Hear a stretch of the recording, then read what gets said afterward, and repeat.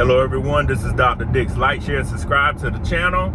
Again, I appreciate all of the support. Both channels are growing. Well, all three channels, my Instagram, my TikTok, and my YouTube. Continue to subscribe and share my video, and I appreciate your support. I was reading today, and I saw where Jeff Bezos and Nvidia, forgive me if I pronounced that company's name wrong. One, they're valued at $2 trillion. And next, they are investing in humanoids. If y'all don't know what a humanoid is, it is the human lifelike form of a human. Basically, something that can lift packages, something that can possibly mow the yard, something that can do whatever they program it to do.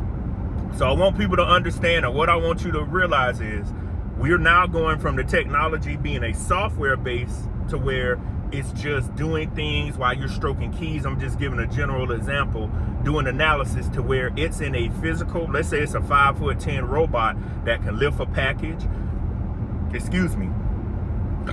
and also help people out.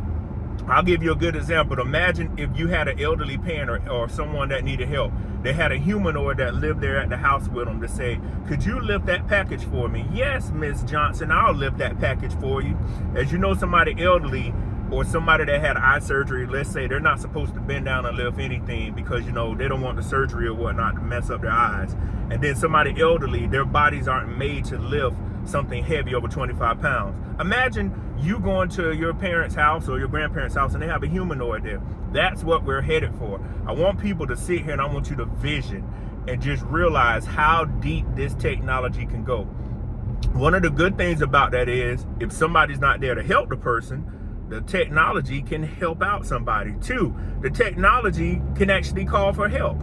Imagine if your elderly parent or elderly friend or somebody in your family had a humanoid that lived there with them.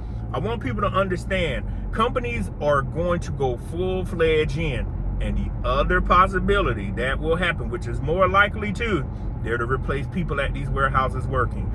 If they can go from 50 to 10 people, they will do it. I want people to understand no job is safe unless it is very technical, unless it's blue collar, doing some strategic analysis, or if it's something that requires human emotional intelligence and human social touch.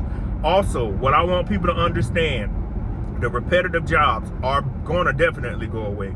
People are tired of dealing with A, people not showing up to work, B, people with bad attitudes, and C, people in unions trying to call the shots. If you look at the UAW workers, I've said that before, they seal their own fate. When their contract ends at 28 or 29, majority of those people will not have a job. If they were smart, they would have did what President Trump was telling them to do. Make sure that AI cannot eliminate your job. The SAG people and the Screenwriters Guild, I think that's what it is correctly, those people were fighting for the screens. The writers were fighting to make sure AI couldn't take their jobs. The people in manufacturing just wanted a higher income. They were not thinking about, well, you know, in a couple of 2 to 3 years, in a couple of years, advanced manufacturing is going to get more advanced, and we are done for. If you don't believe this, look up in 2014, areas like Kentucky, Tennessee have already been using advanced manufacturing. They had companies trying it out, and they have companies now that are going to perfect it.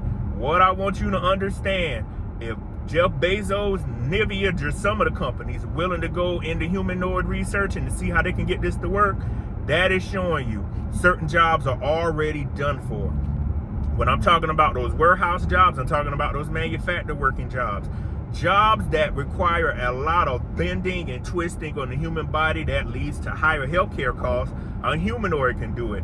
All you would have to do with a humanoid, because they have to beta test these things, you know, in computer programming or anyone that's done software development too, you beta test in a test environment, then you pull it in a full-scale environment and see if it works. The technology is not going to be perfect, but the thing is, if you know how it works, or if you know how to put a humanoid together, or if you're an electrician, because you still have to have the blue-collar people actually put these we're about to accelerate. You have to have blue-collar people that actually know what's going on, and someone like myself that is a programmer.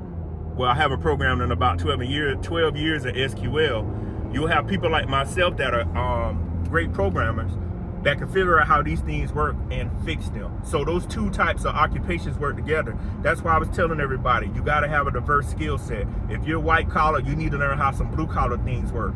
You got to give yourself every advantage possible right now. We are fighting for our lives, and I am not meaning that lightly. I am taking that and meaning that to the extreme. You are fighting for your life. I'm fighting for my life. But when companies are investing in humanoids, willing to research, willing to put in that money, willing to waste money to make more money, it's a dangerous game. Companies are fed up, and we're going to say it. They're fed up paying A, high wages, B, again, people not showing up to work, or C, I'll quit. You want to know what companies were doing during the pandemic? As I said before, they were sitting back figuring out how to not have people come back to work. Lo and behold, AI was on the brink. Automation was on the brink. They're like, we'll take $2 billion and invest it into it. And if it doesn't work out, we'll write it off as bad debt. That's what they'll do. It's investments. So the people that will really be running those things are what we call the people that would actually run those facilities or be in depth with that technology is advanced manufacturing, high-level STEM, high-level blue-collar workers. If you don't have either one of those skill sets or a skill set in between, you won't be able to work in those factories. And again, for my mental health people, the mental health crisis is getting worse. Those types of people will be needed. What I want people to understand, if you're not in the mental health field, you're not in the white-collar field, or you're not in the blue-collar field, post in the comments, what are you going to be doing for work in the future? And when I say the future, I'm talking about the next 12 to 24 to 36 months. I want people to think about this. The year 2026 will be the 250th year that the Declaration of Independence was signed. I want you to ask yourself, that's 2 years from now, which is right around the corner. What are you going to be doing in 2026? If you're smart, you'll listen to me, you'll listen to other YouTubers that actually give insightful information, and you will try to get into school and learn how this stuff works. You'll try to get you some certifications. Majority of people are distracted with sports, as I said in another video, not taking life serious, thinking they're going to travel or go overseas. Life is going to get tough for everybody. But to the people that actually prepare and are thinking down the line, like myself and people watching the video, you will be fine. The scary part is going to be the sliver of people. Is sliver the right word to use? I'm not going to say sliver. The sector of people that do not prepare are going to be the scary ones, because they are going to be requiring help, and then they are going to be committing crimes to try to get what they need. I want people to understand, you better put your thinking cap on, as they used to tell us in school, and you better get laser focused, like Tom Brady said when they came back to beat the Atlanta Falcons.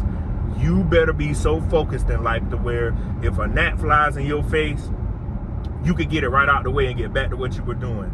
We don't have time for distractions. You better pretend every day like the world is going to end and you're going to lose your job, and you got to come up with a game plan, because I'm telling you, the faster that you accept what's about to happen and prepare, the better off you will be for the long run. And if you got family members and people around you that are still joking and saying, that ain't going to happen, get from around them, get your plan together, and let those people fall off, as they will. Because if you don't accept what's about to happen, it is going to be tough for you. And if you don't accept and prepare, what are you going to do? I just want people to answer that. So again, my name is Dr. Patrick Dix. I will see you on the next video. Peace.